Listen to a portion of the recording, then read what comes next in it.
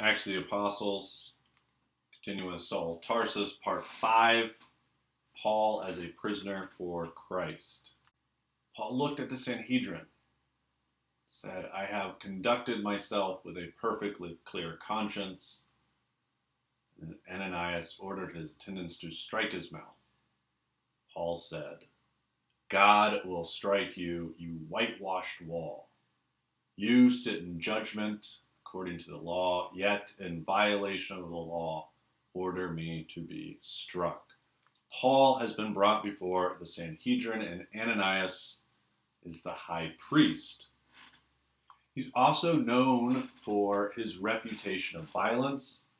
He's also known for his alignment to the Roman Empire.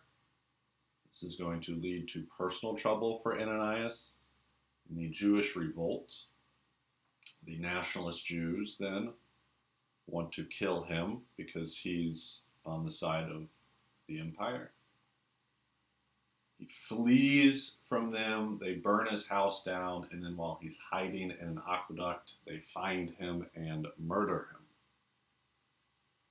But back to Paul. Paul first declares he is innocent before God, and then he is struck at the order of Ananias, and he says, you whitewashed wall.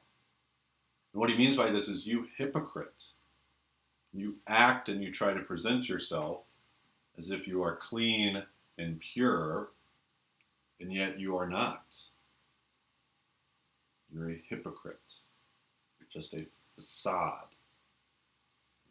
And back in the Gospel of Matthew, Jesus at one point turns to the Sanhedrin, the high priests, and calls them whitewashed tombs. They are not only hypocrites, but they are dead inside. They do not have life within them. So the attendant replies and says, would you revile God's high priest? And Paul says, I did not realize he was the high priest. And here Paul is being facetious. Of course he knows Ananias is the high priest. Of course he knows his title. He's brought in before the Sanhedrin, and Ananias is reigning there. What he is saying is that Ananias is unrecognizable as a religious leader. And he's unrecognizable due to his evil deeds and his hypocrisy. And Paul continues. He says, I am a Pharisee. I'm on trial for hope in the resurrection of the dead. And immediately a dispute breaks out between the Pharisees and the Sadducees, a great uproar, which the Pharisee party then argues we find nothing wrong with this man. The dispute was so serious that the commander, the Roman commander, afraid that Paul would be torn to pieces, ordered his troops to go down and rescue him. And so we have the Pharisees and the Sadducees. And one huge divide, and a very contentious divide among them, is the Pharisees believe in the doctrine of the resurrection of the dead. They believe that the resurrection of the dead will happen at some point. The Sadducees do not believe in that doctrine. And so Paul's strategy is to bring up this contentious topic.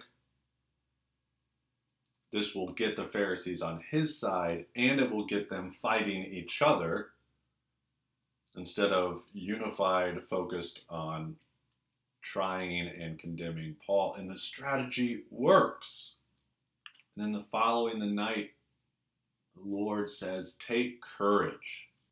You must also bear witness in Rome.